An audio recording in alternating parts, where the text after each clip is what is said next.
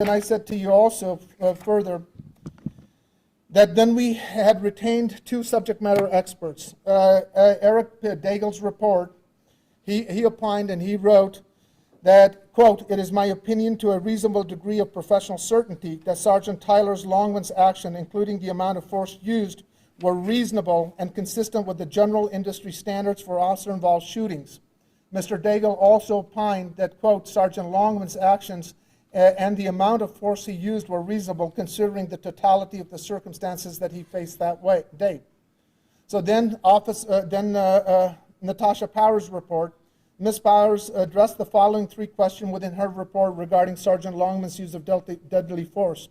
One, whether Sergeant Longman used good judgment when he shot Mr. Breinholt. Two, whether Sergeant Longman's actions were in concert with established police practices and guidelines.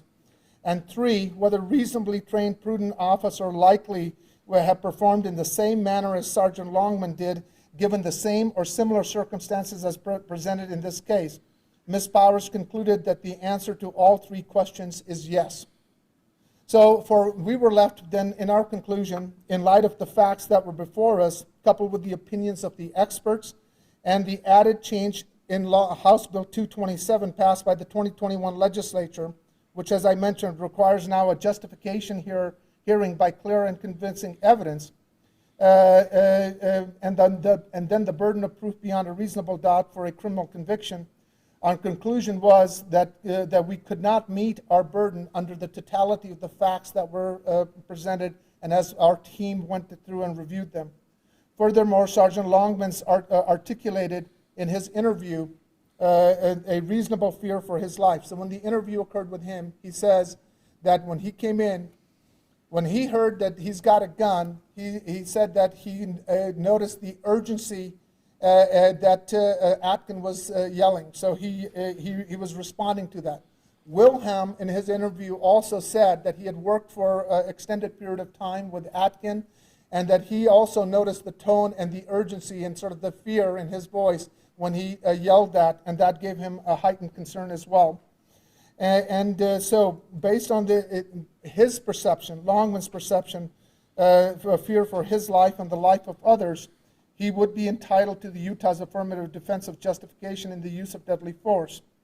So based on the facts presented, and as outlined as I've taken you through with them, we believe that Sergeant Longman was faced with a deadly force situation in which it appeared possible that unless Mr. Breinholt was stopped, he would not stop grabbing Officer Atkins' gun from his holster, and that both expert witnesses, Mr. Breinholt's actions created, as noted by both expert witnesses, Mr. Breinholt's action created a situation in which deadly force was reasonable and necessary based on their opinion. So we were left but to conclude that Sergeant Longman's articulated belief that if he did not stop Mr. Breinholt, death or serious bodily injury would result to the officers in the room was a reasonable belief supported by the totality of the evidence of which we are aware. We further concluded, based on this, that Sergeant Longman's use of deadly force is subject to the affirmative legal defense of justification as created under Utah state law to a potential criminal charge for the use of deadly force. We believe that Sergeant Longman would be able to claim successfully at trial that he reasonably believed that the use of deadly force was necessary to prevent death or serious bodily injury to the officer or another person. Consequently, Sergeant Longman would be legally entitled to the affirmative defense of justification, and therefore we are precluded from and declined to file criminal charges against Sergeant Longman for his use of deadly force in this matter.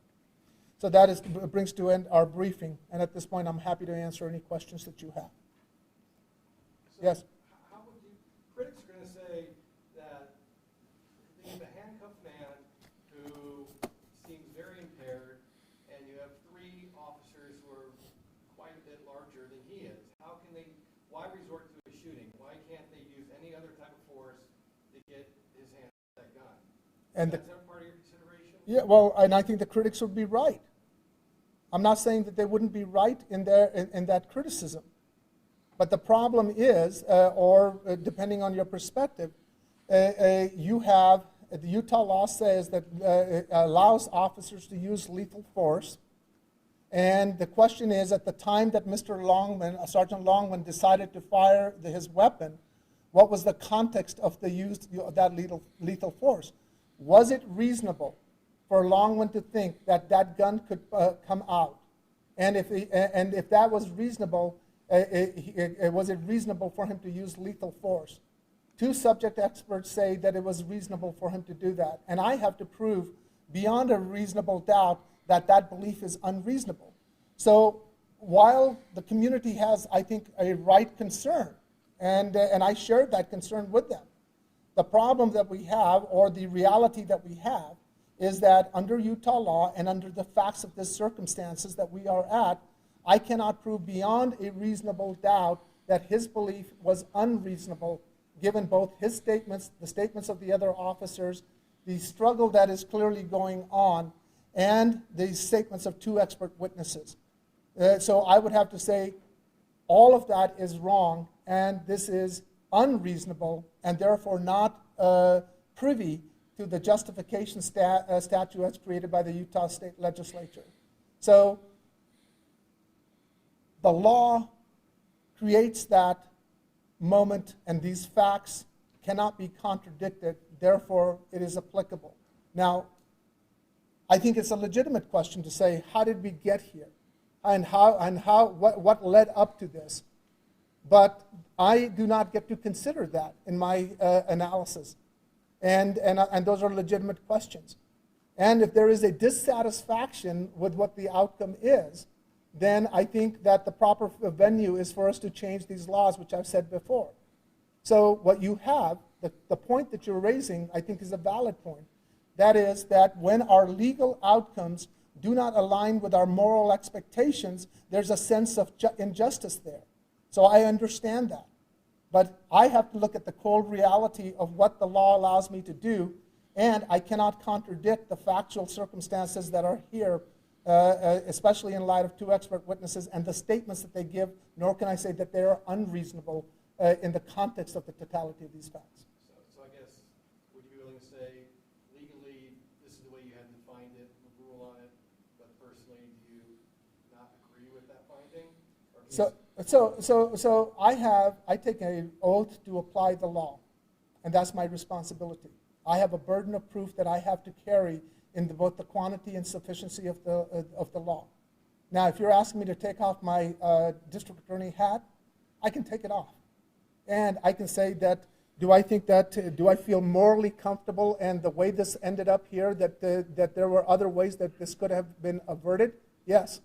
So as a citizen, I feel that it shouldn't sit well with anybody, because it is not an unreasonable expectation that when you have somebody who is intoxicated, who may be going through a mental health crisis, and that person is under the custody of the state, and this is not, you shouldn't expect that person to act in a rational way, and that we can surely take measures to safeguard the safety of that person, and at the same time take the responsibility of care that we have to have with that. So to me, that is not an unreasonable expectation to have of the state or of a police department. Now, having said that, I can't overlook the fact that I have a person who grabbed a weapon, did not let go of it. I cannot overcome the fact that I have three individuals who are consistently saying that they were in fear of their life. I cannot overcome the fact that the gun could come out at any moment, and in a tight, closed place, that's a lethal weapon. And I cannot overcome the fact that I have two subject matter experts who believe that, in their opinion, that it was not unreasonable for the officer to act in the way. The officer acted within the scope of the law as is currently written. But it does not mean that the legislature or the community can't demand the conditions in which that law ought to be applied, or to constrict what that scope ought to be. So that's the challenge. So then what would you say to those who argue that you should just put it before a jury of his peers and let them decide? You know, that's a great question. But the way the law is written right now, and especially with House Bill 227 that got passed in May of this year, there's yet one more further obstacle that's thrown in there. So one, objectively, the affirmative defense of justification is applicable. you would have to meet, and I cannot deny in good faith what the evidence is and what the opinion is. So I have an ethical and legal duty to say that whether I'll be able to carry my burden.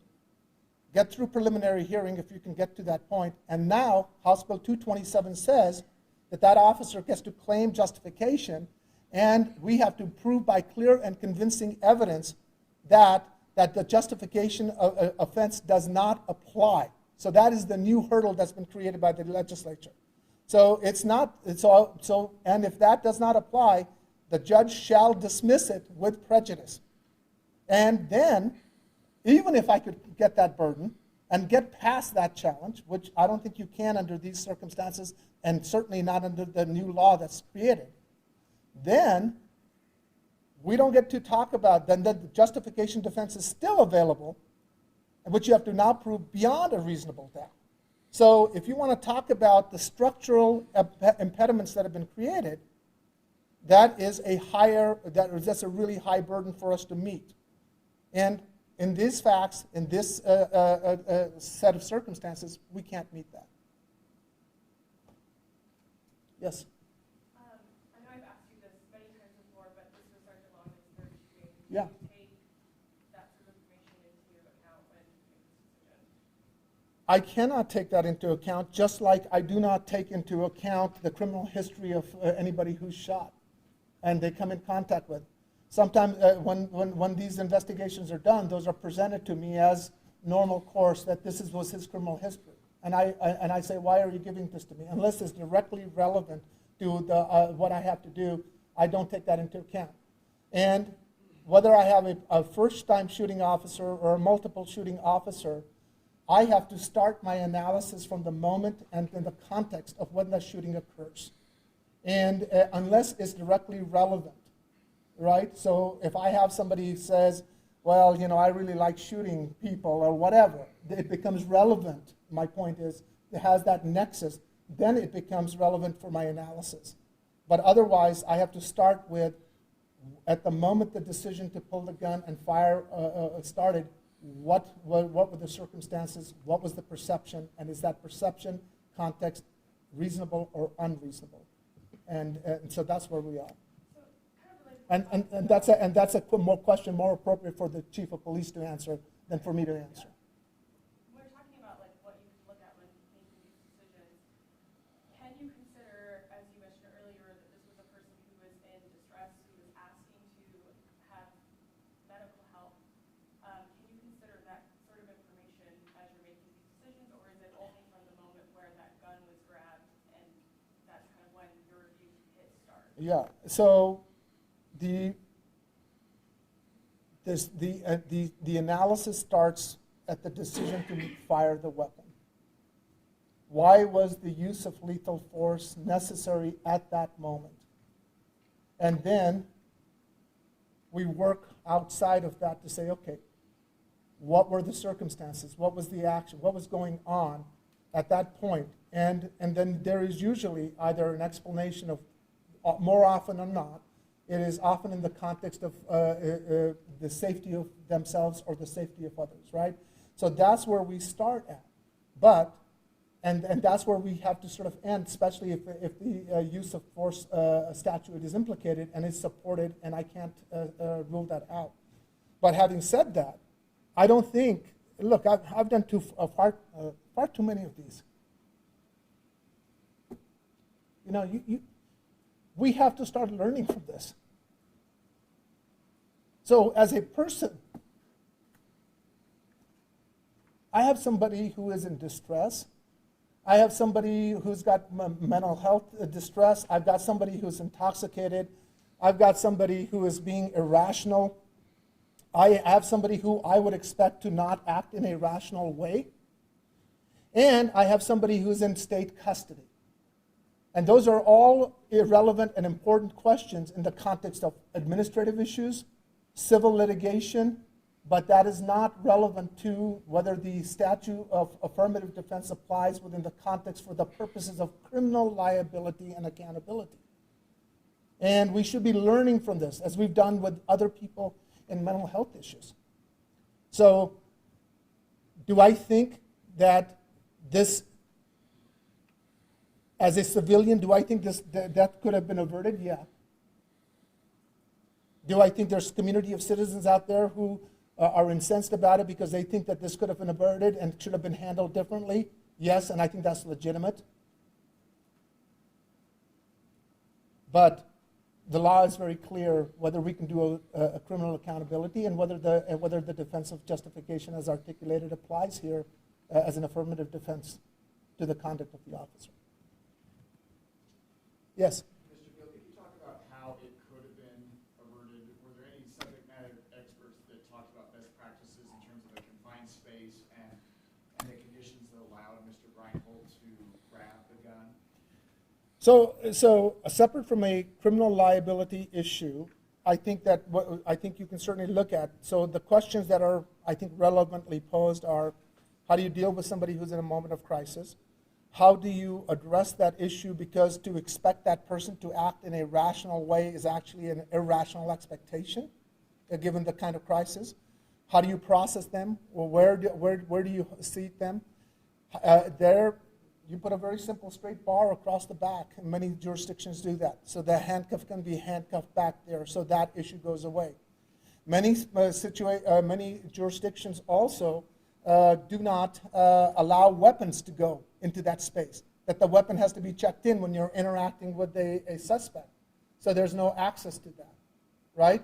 So there's a whole series of things that can impact, that maybe we should learn from here, so we can better safeguard our responsibility as state agencies when we take custody of somebody who's in a moment of crisis. And then, of course, certainly just speaking from my experience, I've witnessed more people act irrationally than rationally. Acting rationally is more of a thing. So then how do you create that conditions of interaction? So those are all, I think, worthy and important things for consideration, but they are not the things for consideration for the purposes of whether there's criminal liability in the state of Utah.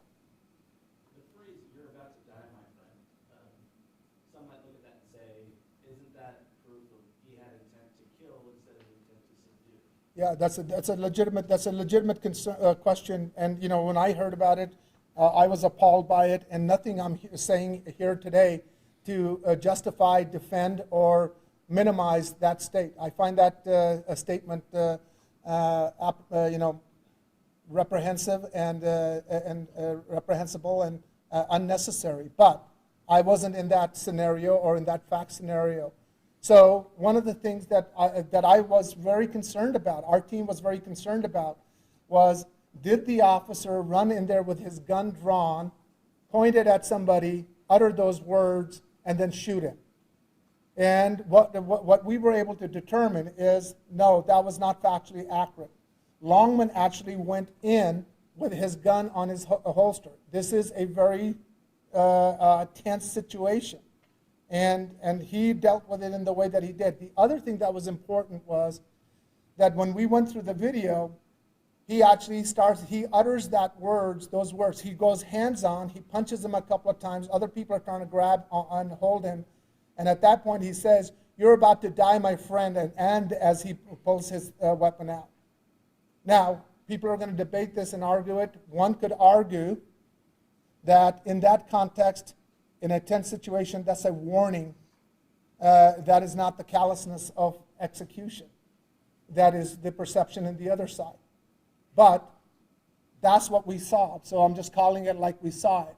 And one of the experts says, you can use words to deter people, but it's not about defending. Everybody reacts differently, and you would expect professionals to act differently. But in that tense situation, he reacted the way he did. The question is, so at that point, can I infirm some intent? One reasonable or one not so unreasonable interpretation is it's a warning as he's drawing his weapon after he's gone hands-on and try to go less lethal with it.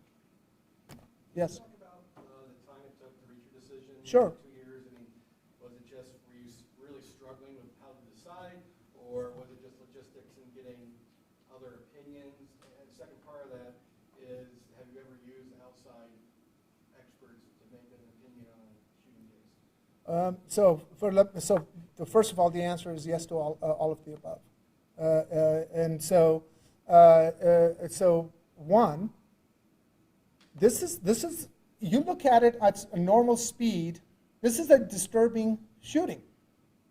I don't know how you could not be taken aback at it. So it is in the breakdown of it, in the analysis that we have to go through. Okay, so this was something. There were about 10 or 12 of us who went back and forth. This was not something that we took lightly in terms of our commitment to make sure that we did everything in our possible to be as accurate as we could. Then, of course, COVID happened, so there was that break that occurred. And then we also went ahead and retained experts. And our last experts reports came in the June of this year. So then, based on that, we went back and met back as a group and then worked through all this stuff again, and to say, how can we ethically and legally, what is the position based on what we had? So we reached the conclusion that we did. So as I mentioned, experts are not novel. They become critical when for a trier of fact. And so we wanted to make sure that we did not leave that stone unturned, especially in a shooting like this, which on its first blush, it evokes a lot of concern and emotion, rightfully so. So we wanted to make sure that we had as many resources used as possible. And our commitment is not, and then of course last year we had far too many shootings, but our commitment is to be thorough rather than to be fast. This is a death of somebody. And anytime we lose life, I would much rather be deliberate about it and be thorough about it than to please somebody's timetable. The timetable here is truth and accuracy. Yes? I don't know that much about gun holsters. We talked about this two-step retention. Is it reasonable to think that that gun could come out of the holster when he's handcuffed and there's a lot of hands around him? Could that gun have come out? That is the challenge, right? Look, when the shooting happens, the gun is still in the holster, but it has moved from here all the way around to the front, right? So there was tremendous pressure that was being applied on there, right? And it's very simple, right? Mine's a one-step release. There it is. There it is. Okay? It's that light of a touch. So you've got somebody who's pushing down, people pulling. In that one, you need to push down and go lateral. Well, is that conceivable in this scenario? It is. I can't say that it is not inconceivable or it is unreasonable, right? If I had a chain tied to it with a lock on it, and right, we say it doesn't matter if it comes out because you're not going to be able to fire it. So what were you afraid of, right? But that's the analysis we have to go through. Was the perception of the officer reasonable under the totality of the circumstances as presented? And if they were not reasonable, were they unreasonable beyond a reasonable doubt? That's the threshold that prosecutors have to carry, the burden that we have to carry. And so it was not unreasonable given what it is. Is it possible that gun could have come out? Absolutely. Yes?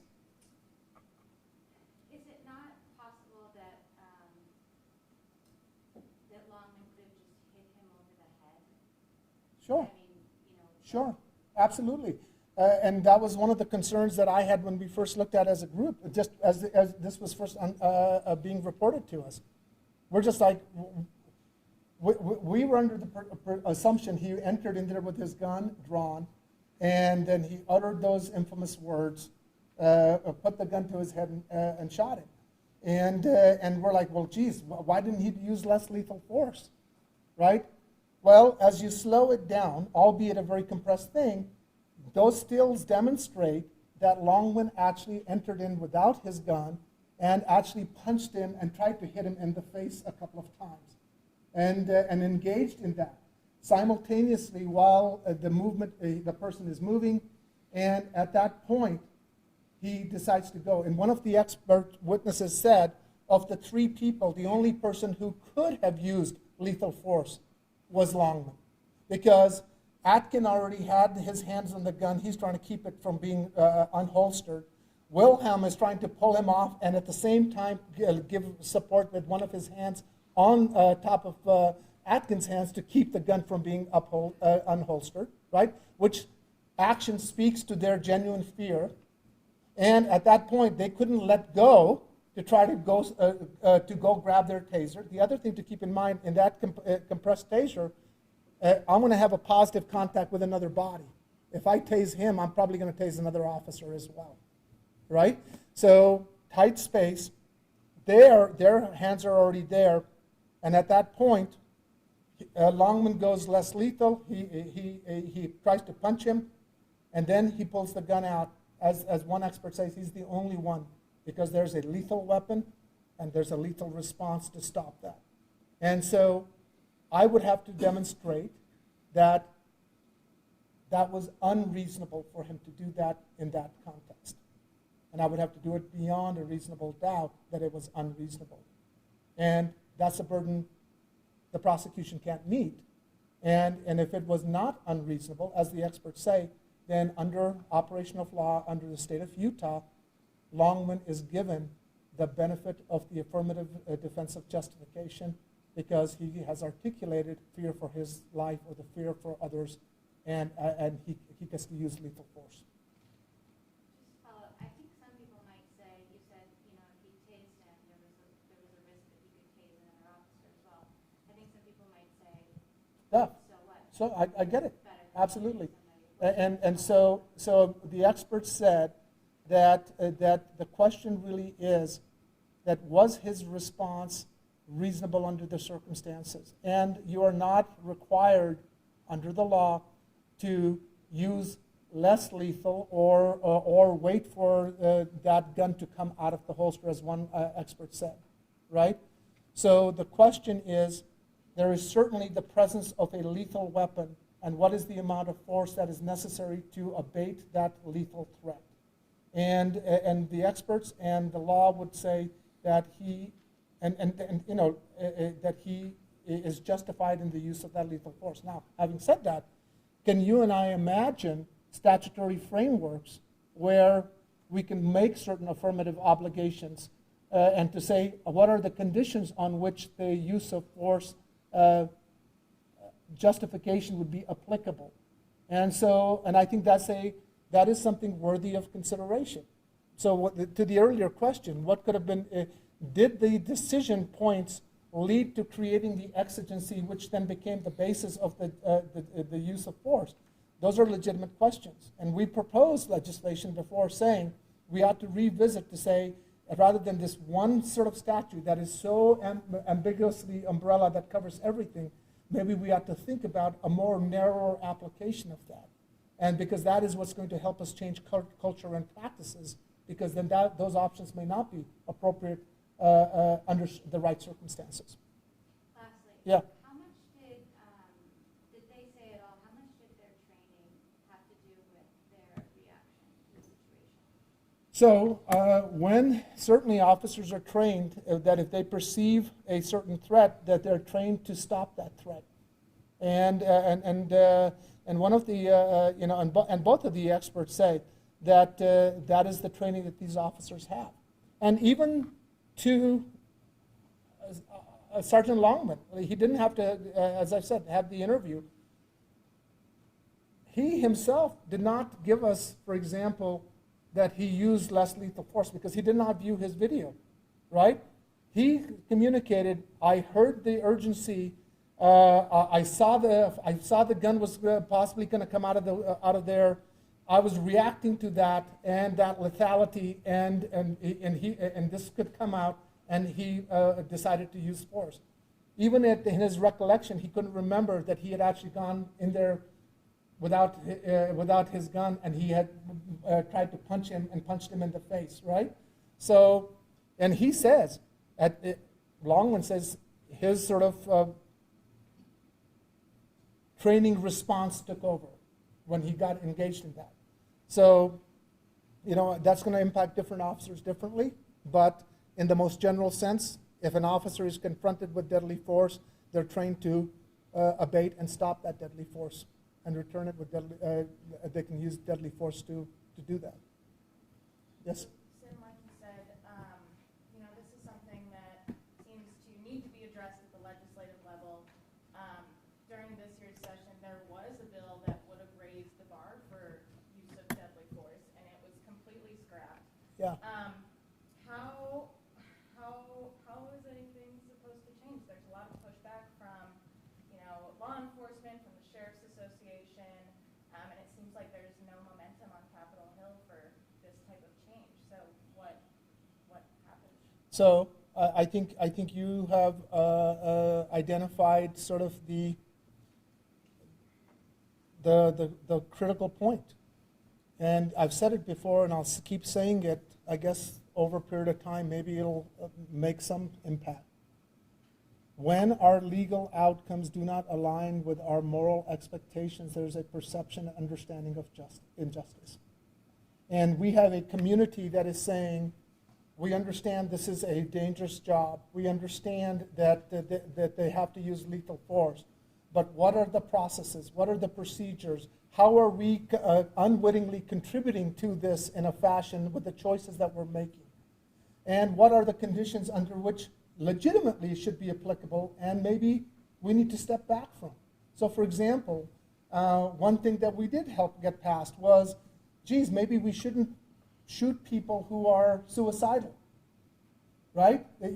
That doesn't take much, but it was a Herculean lift. Maybe there should not be a default automatically to the application of the affirmative defense if you contribute to the exigent circumstances that lead to the justification of the use of deadly force, right? Maybe we need to think about being able to articulate what constitutes necessity and imminence and give a definition of that, right? Maybe we can do sentinel event reviews in every shooting as an affirmative obligation of every law enforcement to say, from the point of contact, what did we do and what could we do differently in an affirmative way? Just like they do in hospitals and when airplanes crash and when trucks crash. What went wrong? Where is our process breakdown, right? So for example, it is not out of the realm of reason to say that when you take custody of somebody who's in a state of crisis, that you should not create the conditions to present them with a weapon or to be able to secure that person in a way where they're not a danger to themselves or to others while you're in the process of processing, right? So I think we are at a point where a legitimately dangerous profession has protections in a disproportionate way to the expectations of our community's accountability. They want transparency, they want fairness, they want accountability. And I've said it, whether I review 106 or 200, a lot of them are going to be justified because the way the statute's written, and also because officers are doing their job the way they're trained to do. I have no confusion that if we create a new standard, will some officers object to it? Yes. Will they be happy? No. But they're professionals. Will they rise to that challenge and to that new reality? Yes. Because that'll become our standard. But there is no political will. And expecting different outcomes, doing the same thing, that's madness. So I've said, and I'll be blunt, if we want different outcomes, which is not unreasonable for us to ask, then we need to change the law. And we need to, either that or we need to change the legislators who are not reflective of those values which the community is out there calling out. So you can have a reasonable articulation, but right now there's a conflict. When our moral expectations do not align with our legal outcomes, that's where we're at. So I say You have to keep working at it. And it'll happen with the change in the law. And change in demands and culture and practices. How do we train? What do we do? And those are all positive things. You know, we gave 22 proposals last year as an open letter to give a blueprint of how we can make that happen. Everything from changes in the law to changes in training to changes in process and procedure, because it's going to take a multiple pronged approach to address this issue in the way that we want to do it. But it's going to have to start with the legislature and our citizens. Anybody else? Okay, thank you very much.